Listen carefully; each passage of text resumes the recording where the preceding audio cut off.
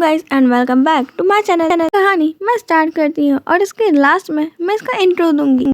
लैनवांग जी जिसकी आंखें खुलती हैं अपने बेड पे, जो किसी की बाहों में था और पूरा नेकेड था। लैनवांग जी उस इंसान का फेस देख के बहुत ज़्यादा खुश था और उसके फेस पे हाथ फेरता है और फिर उसे किस करता है। लैनवांग जी बहुत ज़्यादा खुश था कि इतने टाइम बाद वो पर्सन एक साथ है। लैनवांग जी इस पर्सन के साथ 4 साल से रिलेशनशिप में है और ये अब 2 साल बाद उसके साथ मिला है और एक बेड पे हैं वो दोनों। लैनवांग जी और ये पर्सन ऑनलाइन फ्रेंड्स बने थे और उसके बाद अब वो उसकी ज़िंदगी बन चुका है। लैनवांग जी इस पर्सन के आगे कुछ और सोच नहीं सकता है। उसकी पूरी दुनिया ही यहीं से चालू होती है और यहीं पे खत्म। वो पर्सन अपनी आंखें खोलता है और वांग जी को पीछे से हक कर लेता है और उसके नेक पे किस करते हुए कहता है कि तुम इतनी जल्दी उड़ गए। मुझे लगता है कि तुम रात की एक्टिविटी से अच्छे से सेटिस्फाई नहीं थे। वहाँ पे लैनवांग जी शर्माते हुए कहता है कि वैन चाओ ये तुम कैसी बातें कर रहे हो। लैनवांग जी और वैन चाओ 4 साल से डेट कर रहे हैं और वो दोनों अभी रिलेशनशिप में हैं।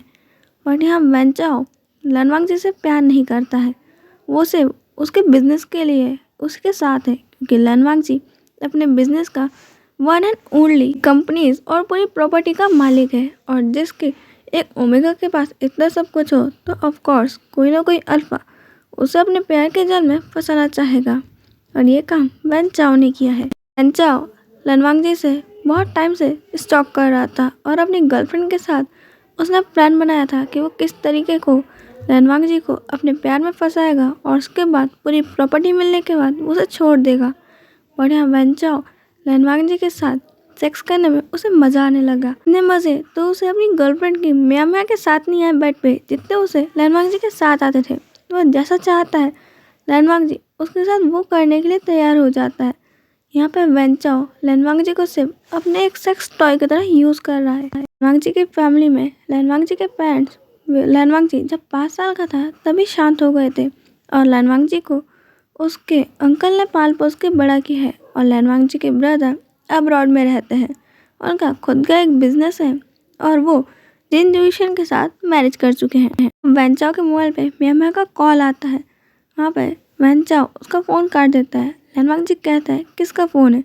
वैन चाओ कहता है कुछ नहीं, मेरी मदर का फ़ोन है, मैं अभी आता हूँ और बालकनी में जाके उसका कॉल अटेंड करता है और मियाँ से कहता है कि क्या हुआ, तुम जानती हो ना कि मैं कहाँ हूँ, अभी मैं इसके साथ टाइम स्पेंड कर रहा हूँ। मैं गुस्से में कहती है कि तुम्हें मालूम है कि मैं प्रेग्नेंट हूँ और मैंने कहा था ना कि ये खेल अब ख़त्म कर दो, उसे मार डालो, उसे हमारे रिश्ते से हटा दो। मैं नहीं चाहती कि हमारे बच्चे होने के बाद भी तुम उसके साथ अपना बेड शेयर करो। मैंने सिर्फ तुम्हें उसके साथ रहने के लिए इसलिए कहा था ताकि तुम उसकी प्रॉपर्टी अपने नाम करवा सको। तब तुम क्या कर रहे हो, सिर्फ उसके साथ सोते ही रहोगे या फिर कुछ काम भी करोगे। चाओ कहता है कि तुम चिंता मत करो, मैं बहुत जल्द ही उससे वो प्रॉपर्टी अपने नाम करवा लूँगा। अब वो वैन चाओ लैनवांग जी के पास जाता है और तभी उनके डोर पर नॉक होता है। लैनवांग जी पूरे कंबल को खुद के ऊपर लपेट लेता है। वैन चाओ अपनी टी शर्ट पहनने के बाद वो डोर ओपन करता है। वो लोग लैनवांग जी के मेंशन में थे और यहाँ पे लैनवांग जी का पर्सनल सर्वेंट विभूषण आता है और वो कहता है कि आप लोगों की टी का टाइम हो गया है। कह के वो अंदर आके लैनवांग जी को टी देने लगता है। लैनवांग जी अब वो टी लेता है और पीने लगता है। वैन चाओ उसे ताना मारते हुए कहता है कि तुम हमारी हर सुबह को बर्बाद करने कैसे आ सकते हो। तुम्हें समझ नहीं आता कि जब मैं उसके साथ रूम में होता हूँ तो तुम्हें यहाँ नहीं आना चाहिए। विभूषण उसका कोई जवाब नहीं देता है और लैनवांग जी से अब वो टी का कप लेने के बाद वो कहता है कि आपको मास्टर याद कर रहे हैं तो आप तैयार होकर जल्दी से नीचे आ जाइएगा। और ऐसा कह के वहाँ से चला जाता है। वहाँ पे वैन चाओ कहता है कि तुम्हारा कैसा सर्वेंट है, कभी मेरी बात सुनता ही नहीं है, इससे कुछ भी कहो कभी मेरी बात पर ध्यान देना ही नहीं है, और जब ये टी लाया था तो मेरे लिए नहीं ला सकता था। लैनवांग जी कहता है कि कोई बात नहीं, वो एक ऐसा ही है, कभी कभार वो मेरे लिए थोड़ा सा प्रोटेक्टिव हो जाता है। हम लोग बचपन से साथ हैं, जब से मेरे अंकल ने उसे हमारे घर में लाया है वो ऐसा ही है, मुझे बहुत ज़्यादा केयर से रखता है और उसे कभी भी नहीं पसंद कि मुझे कोई हर्ट करे, इसलिए शायद वो ऐसा करता है। अब लैनवांग जी और वैन चाओ अब नीचे पहुंचते हैं जहाँ लैन कुरैन को वैन चाओ बिल्कुल नहीं पसंद, बट वो लैनवांग जी की खुशी के लिए कुछ कहते नहीं है वहाँ पे वैंचाओ के सामने लन कुरैन अपने दिल पे पत्थर रख के ना चाहते हुए भी लन वांगजी से उसकी शादी की बात करते हैं। यहाँ पे वैंचाओ ये बात सुन के उसे मना करना चाहता था क्योंकि वो तो पहले से ही म्यामा के साथ शादीशुदा है। यहाँ पे वेउशान को लन कुरैन इशारा करते हैं और वेउशान जानबूझ के वो फाइल्स और वो पिक्स गिरा देता है जिसके अंदर चाओ और उसकी वाइफ थी और वहाँ पे उसकी प्रेग्नेंट फाइल शो हो रही थी। लन वांगजी उन फोटोज़ को देख के कहता है कि ये क्या है। यहाँ पे वैंचाओ तुरंत ही झूठ बोलते हुए कहता है ये तो मेरी सिस्टर है जो प्रेग्नेंट है और मैं उसका चेकअप कराने ले गया था, ये पिक्स यहाँ कैसे है। वांगजी कहता है कि वुइंग अब तुम इसके ऊपर शक करना बंद भी करो, हम लोग की अब बहुत जल्दी शादी होने वाली है और तुम तो जानते हो शादी के बाद मैं तुमसे नहीं मिल पाऊंगा, तुम्हें अंकल के साथ रहना पड़ेगा। वैंचाओ अब उनसे ये बोल के जाता है कि वो उनसे मिलने कल आएगा और यहाँ पे ये लोग शादी की ही बातें कर रहे थे। लन कुरैन और वुइंग लन वांगजी को बहुत समझाते हैं कि वैंचाओ उसके लिए सही नहीं है और ये सारी पिक में जो भी औरत है वो उसकी वाइफ है, बट लन वांगजी के लिए वही सच है जो वैंचाओ कहे। लन कुरैन वेउशान से कहते हैं कि वुइंग अब मैं नहीं जानता कि मैं कितने टाइम और ज़िंदा रहूँगा, बट तुम्हें मेरे जाने के बाद लन वांगजी का ख्याल रखना है। उसकी शादी भले ही मैं उस वैंचाओ से करा रहा हूँ, पर ये बात तुम अच्छे से जानते हो कि वो कैसा इंसान है, तुम हमेशा लन वांगजी को उससे बचाना। वहाँ पे वेउशान हमें सर हिलाता है। वैंचाओ अपने घर पहुँच के अपनी वाइफ से इस बारे में बात करता है। म्यामा उसे कहती है कि तुम उसे अपनी वेडिंग नाइट पे सारी चीज़ें साइन करा के उसे मार डालना। उसके बाद वो अपनी वाइफ के साथ सेक्स करता है और उसके बाद वॉशरूम में मास्टरबेट कर रहा था और लन वांगजी से चैटिंग कर रहा था। तभी वो लन वांगजी को कहता है कि वांगजी मुझे अपनी नेक पिक भेजो। लन वांगजी उसकी बात मान के वैसा कर भी देता है। जाओ लन वांगजी से बात करने के बाद 1 घंटे बाद वॉशरूम से निकलता है और वो अब वहाँ से अपने काम पे चला जाता है। अपने ऑफिस में जाके वो अपने एम्प्लॉयज़ को काम बोलता है और वहाँ पे भी वो सिर्फ ओमेगास को घूर रहा था। ओमेगास को बिल्कुल नहीं पसंद कि वैंचाओ उन्हें देखते रहे, उसकी नज़र किसी को भी नहीं पसंद है। कोई कुछ कह नहीं सकता क्योंकि वैंचाओ उनका हेड है। इसके बाद वैंचाओ नेक्स्ट डे अब लन फैमिली में जाता है जहाँ पे लन कुरैन और वेउशान उसका इंतज़ार कर रहे थे। वो लोग बाहर गार्डन में बैठे हुए थे और लन वांगजी वहाँ के बैठ जाता है। वैंचाओ अब उन्हें कहता है लन वांगजी से शादी तभी करेगा जब उसके नाम पे यह लन फैमिली अपनी सारी प्रॉपर्टी और बिजनेस कर देगी। लन कुरैन कहते हैं कि ऐसा कभी नहीं होगा, ये सारी चीज़ें लन वांगजी की है और शादी के बाद भी वो ये सारी चीज़ें खुद हैंड ओवर करेगा और उसके बाद लन वांगजी के चाइल्ड, ये सब चीज़ें तुम्हें कभी नहीं मिलने वाली है। पे वैंचाओ अब लन वांगजी की वही नेक पिक दिखाते हुए कहता है अगर ऐसा है तो मेरे पिक्स और लन वांगजी के कई वीडियोज़ भी उसमें थे, मैं उन्हें अपलोड कर दूंगा और फिर सोशल मीडिया पे ये सब आने के बाद लन वांगजी कई अल्फाज की लस्ट और भी मेरी तरह सेटिस्फाई करेगा। वहाँ पर लन वांगजी ये देख के बहुत ज़्यादा शॉक था और उसके आंखों में आंसू आ गए थे और उसके पास कोई भी वर्ड नहीं थे और उसे समझ नहीं आ रहा था ये क्या हो रहा है। वो अपने अंकल के सामने ऐसा तो नहीं आना चाहता था। वेउशान उसके हाथ से वो मोबाइल लेके ही फोड़ देता है। वैंचाओ कहता है कि मेरे पास ये सारी चीज़ें और भी हैं और तुम्हारे जैसे पर्सन को क्यों लगता है कि कोई तुम्हारे साथ रहना चाहेगा। लन वांगजी वैंचाओ से पूछना चाहता है कि ऐसा क्यों है, पर वो कुछ कह ही नहीं पा रहा था। वैंचाओ लन वांगजी की तरफ देख के कहता है कि तुम्हारे जैसे रूड कोल्ड फेस ओमेगा को कोई चाहता ही क्यों है, जो कभी अपने इमोशन को ढंग से किसी को बता नहीं सकता है। तुम हमेशा अपना जवाब हूँ या फिर हाँ में देते हो, इसके सिवा तुम्हें कुछ बोलना नहीं। आज तक तुमने अपना लव कन्फेशन भी किस तरीके से किया है, क्या तुम सोच सकते हो? तुम किसी भी अल्फा के साथ ही नहीं रह सकते हो और जिस चीज़ को तुम प्यार कहते हो, कौन सा इंसान डेट पे लाइब्रेरी जाता है या फिर तुम्हारी बातें सुनता है? कौन ने कहा पेरेंट्स की डेथ जान के मुझे कुछ फर्क पड़ना है, उनकी डेथ एनिवर्सरी है मुझे क्या करना? और तुम बेड पे बहुत अच्छे हो, तुम बहुत सेक्सी हो, मुझे लगता है तुम और भी अल्फाज की लस्ट को जगाए रखने में बहुत काम करोगे। तो ये सारी चीज़ें अब लोग अब क्या सोचते हैं, मेरे नाम होगी या फिर मैं ये सब कुछ इंटरनेट पे डाल दूँ। वहाँ पे वेउशान उसे एक पंच धर देता है और लन कुरैन भी उसे कहते हैं कि इसे मारो और यहाँ से बाहर फेंक दो कि तुम्हारे जैसे घिनौने इंसान के लिए यहाँ पे कुछ भी नहीं है और अब से तुम्हारा और मेरे बेटे का कोई नाता नहीं है। अगली बार यहाँ पे दिख मत जाना। वैन चाओ अपने फेस पे हाथ रखते हुए कहता है कि ये पंच मैं भूलूंगा नहीं और इसका अंजाम आपको बहुत जल्द देखने मिलेगा। वहाँ पे लैन कुरन कहते हैं कि इसे निकाल दो बाहर और वेवशान उसे बाहर फेंक देता है। लैनवांग जी बहुत ज़्यादा रो रहा था और अब उसने जाके अपने आप को अपने रूम में बंद कर लिया था और लैनवांग जी बहुत ज़्यादा स्ट्रेस में था। यहाँ तक कि अब उसने बहुत सारे पिल्स लेके अपने आप को सुसाइड करने की कोशिश करी, बट सही टाइम पे वेवशान और लैन कुरन पहुँच के उन्होंने उसे रोक लैनवांग जी अब लैन कुरन के गले रख के रो रहा था कि अंकल, मैं सच में उससे प्यार करता था और मैं नहीं जानता था कि वो ये सारी चीज़ें ऐसे इस्तेमाल करेगा। हम लोग 4 साल से साथ थे, बट वो ऐसा कैसे कर सकता है। वहाँ पे लैन कुरन लैनवांग जी को संभालते हैं और कहते हैं कि वांग जी, तुमने कुछ गलत नहीं किया है, कोई बात नहीं, हम सब कुछ ठीक कर देंगे। और लैन कुरन वेवशान को कहते हैं कि तुम इसका ख्याल रखो और अब वो उस रूम से चले जाते हैं। वहाँ पे वेवशान अब लैनवांग जी का ख्याल रख रहा था। इसी तरीके से 1 हफ्ता हो जाता है। लैनवांग जी ने घर से बाहर निकलना छोड़ दिया था। इंटरनेट पे उसकी अभी तक कोई फ़ोटोज़ आई तो नहीं थी, बट यहाँ पे वैन चाओ हमेशा उसे नए नंबर से ब्लैकमेल करता ही रहता था। और लैनवांग जी की ऐसी हालत देख के वेवशान को बहुत बुरा लग रहा था, क्योंकि वेवशान लैनवांग जी से बहुत प्यार करता था और जब लैनवांग जी और वैन चाओ साथ हुए थे तब उसका दिल बहुत दुखता था कि हर सुबह जब वो लैनवांग जी को उस तरीके से देखता था कि वो वैन चाओ की बाहों में होता है और हमेशा वैन चाओ के मार्क्स लैनवांग जी की बॉडी पे। यहाँ पे वैन चाओ हर रात लैनवांग जी के साथ होता था, नहीं तो वैन चाओ लैनवांग जी के हमेशा ख्यालों और बातों में होता था, बट वेवशान नहीं।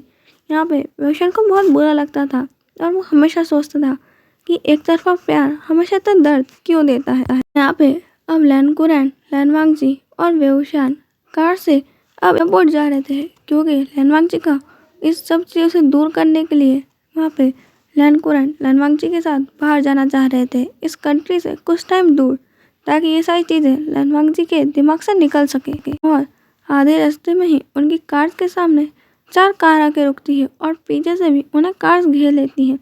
वेवशान अब लैन कुरन और लैनवांग जी को कार में रहने का बोल के उस कार से बाहर निकलता है, तो वहाँ पे वैन चाओ और उसके गुंडे आए हुए थे। वो रात का समय था और आधी रात को स्ट्रीट की भी कई लाइट अच्छे से जल नहीं रही थी और वहाँ पे वैन चाओ और अपने ढेर सारे गुंडे अपनी गन्स निकालते हैं और वेवशान के सामने रख देते हैं और वो लोग कहते हैं कि लैनवांग जी को उनके पास भेजा जाए। वेवशान ऐसा करने से मना कर देता है कि वांग जी किसी के साथ नहीं जाने वाला है। वहाँ पे अब लैन कुरन भी बाहर निकल जाते हैं और वैन चाओ पे चिल्लाते हुए कहते हैं कि तुम बेशरम इंसान, तुम अब तक सुधरे नहीं। मुझे लगा कि तुम सुधर चुके हो और अपनी वाइफ के साथ अपनी लाइफ में तुम ठीक हो, बट नहीं, तुम कभी नहीं सुधर सकते।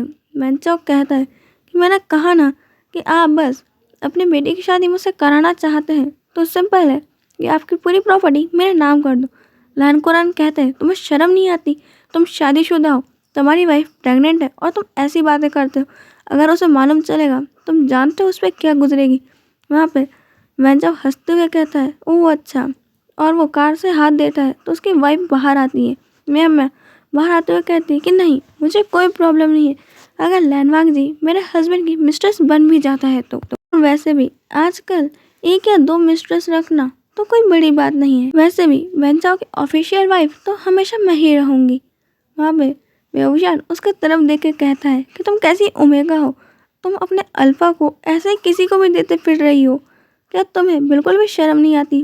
क्या तुम पैसों के लिए इतनी ज़्यादा भूखी हो कि तुम अपने अल्फा को ही बेच रही हो? वैन चाओ अब अपनी गन निकाल के वेवशान के सरों की तरफ कर देता है और कहता है कि तुम बहुत ज़्यादा बोल रहे हो, तुम्हें इतना बोलने का हक नहीं है। यहाँ पे लैन कुरन भी सामने आ जाते हैं और उसके सामने आके उसकी गन को हटाते हुए कहते हैं कि तुम ये क्या खिलौनों से मुझे डरा रहे हो? ऐसे खिलौने तो हमने भी कहीं खेल के छोड़े और पीठ पीछे वार तुम कर रहे हो। मैं ऐसा कुछ भी नहीं करने वाला हूँ। वहाँ पे वैन चाओ अपने गार्ड्स को ऑर्डर देता है और उसके गार्ड्स लैन कुरन को उनके घुटनों पे कर देते हैं और उनके सर पे 4 लोग गन तान देते हैं और वेवशान उन्हें बचाने जाता है। वो कई गुंडों से लड़ता है, वो भी कई घायल हो चुका था, पर वो लैन कुरन को बचाता है। पर जैसे ही वैन चाओ गोली चलाता है, वेवशान सामने तो आता है, पर तब भी दूसरी तरफ से वो गोली लैन कुरैन को लग जाती है। लैन कुरैन के चेस्ट में वो गोली लगी थी। लैन वांगजी उन्हें हटा के अपने अंकल के पास आता है और उनसे विनती करता है कि प्लीज़ वो उन्हें जाने दे, वो पक्का अपनी सारी प्रॉपर्टी उनके नाम कर देगा, प्लीज़ वो लोग उसके अंकल को अभी हॉस्पिटल ले जाने दे। बट यहाँ पे वैन चाओ कहते हैं कि नहीं, तुम ये सब कुछ अभी इसी वक्त करो, अब मुझे प्रॉपर्टी नहीं, अब मुझे तुम्हारे अंकल की जान और इस वेउशियन की भी जान चाहिए। इनकी हिम्मत कैसे हुई मुझे इतना बेइज्जत करके अपने घर से निकालने की, और तुम तो मेरे मिस्ट्रेस बनोगे हमेशा मेरे बेड पे सर्व करने के लिए, तुम जस्ट परफेक्ट हो। लैन कुरैन अब वैंग वांगजी को कहते हैं कि तुम अपना ख्याल रखना, और वह वेउशियन को कहते हैं कि तुम हमेशा इसे प्रोटेक्ट करना। और ऐसा कहते ही वो हमेशा के लिए खामोश हो चुके थे। लैन वांगजी ये देख के बहुत तेज तेज रोने लगता है और वो गुस्से में अब उठता है और वैन चाओ को जाके एक चाटा मार देता है कि तुम्हारे कारण आज मैंने मेरे अंकल को भी खो दिया। मेरे पेरेंट्स तो मेरे को बहुत टाइम पहले ही छोड़ गए थे और आज तुम्हारे कारण मेरे अंकल भी। वहाँ पे वैन चाओ से उसकी गन छीन के लैन वांगजी उस पर तान देता है और कहता है कि आज मैं तुम्हें जिंदा नहीं छोड़ूंगा। हंसते हुए कहता है कि बेबी, तुम इसे चला बिना भी नहीं जानते, लाओ उसे मुझे वापस कर दो। वह लैन वांगजी पीछे हटते हटते वेउशियन के पास चला जाता है और उसे वो गन दे देता है। वेउशियन कहता है वो नहीं जानता तो क्या हुआ, मैं तो जानता हूँ, और वो गन को लोड करके वैन चाओ के एक आर्म पे शूट कर देता है। देखते ही वहाँ पे वैन चाओ के जितने भी गार्ड्स थे वो सब एक साथ वेउशियन के पास शूट करने लगते हैं और वेउशियन को बहुत ज़्यादा गन्स लग जाती है और बहुत ज़्यादा घायल था। और वेउशियन लैन वांगजी को कार में बैठाता है और खुद भी बैठ के बहुत तेज ड्राइव करने लगता है। वो लोग उस कार पे भी गन शूट कर रहे थे। बुलेट प्रूफ होने के कारण अभी तक लैन वांगजी सेफ था और वेउशियन लैन वांगजी को ड्राइव करके बहुत तेज ले जाने लगता है। लैन वांगजी वेउशियन के लिए बहुत रो रहा था। वेउशियन का बहुत ज़्यादा ब्लड लॉस हो रहा था। लैन वांगजी कह रहा था कि वुइंग चलो जल्दी से हॉस्पिटल चलते हैं। वेउशियन उसे कहता है कि तुम चिंता मत करो। बट जब एक सुनसान रास्ता आता है एक जंगल के बीच, वेउशियन को सामने की कार दिखती है कि वो इधर बहुत स्पीड से आ रही है। वो जब गाड़ी को मोड़ता है तो वो जंगल के अंदर आ जाती है और एक पेड़ से टकरा जाती है। कार वैन चाओ की थी और वो लोग भी उनको फॉलो कर रहे थे, इसलिए लैन वांगजी वेउशियन का हाथ पकड़ता है और उसे उस कार से बाहर निकालता है क्योंकि वेउशियन को और भी ज़्यादा चोट लग गई थी। वेउशियन फिर लैन वांगजी का हाथ पकड़ता है, उसे कहता है कि तुम चलो, और वो लोग उस जंगल के अंदर भागने लगता है। वो लोग भागते भागते एक खाई के पास आ जाते हैं जिसके नीचे कुछ भी नज़र नहीं आ रहा था। वैन चाओ अब और उसके गार्ड्स उन्हें सामने से घेर लेते हैं और कहते हैं कि तुम अब कहाँ जाओगे, सिर्फ तुम्हारे पास एक ही ऑप्शन है। बट वेउशियन पीछे हट रहा था और उसका पैर फिसलता है और वो नीचे गिरने लगता है। लैन वांगजी भी उसे बचाने की कोशिश करता है बट वैन चाओ लैन वांगजी के उस हाथ पे पैर रख देता है जिससे उसने वेउशियन को पकड़ा हुआ था और उसके हाथ की ग्रिप छूटने लगती है। और जैसे ही वेउशियन नीचे गिरता है तो लैन वांगजी भी उसके पीछे कूद जाता है। वैन चाओ लैन वांगजी को पकड़ने की कोशिश करता है पर वो उसे बचा नहीं पाता। वहाँ पे वैन चाओ अपने गार्ड्स को कहता है कि नीचे जाके इनकी लाश देखो, और अब वो अपनी वाइफ को कॉल करके बोलता है कि शिट, मैं उसके पेपर साइन नहीं करवा पाया और वो कूद गया। अब हमारे पास वो प्रॉपर्टी भी नहीं है और अब हम कुछ कर भी नहीं सकते और अब ये केस भी हमें ही संभालना पड़ेगा। म्याम म्याम उस पर गुस्सा करते हुए कहती कि तुम एक ओमेगा से पेपर्स पे साइन नहीं करवा सके, तुम किसी काम के नहीं हो, तुम एक ओमेगा को भी हैंडल नहीं कर सकते हो। वैन चाओ उसके गार्ड्स लैन वांगजी और वेउशियन की लाश को बहुत ढूंढते हैं बट उन्हें कुछ भी नहीं मिलता है। वो लोग 2-3 दिन तक उनकी लाशों को ढूंढते हैं बट वहाँ पे किसी को भी कुछ नहीं मिल रहा था। और यहाँ पे वांगजी और वेउशियन जब नीचे गिरे थे तब लैन वांगजी होश में था। वो जल्दी से नीचे गिरते ही अब जैसे तैसे वेउशियन के पास जाने लगता है।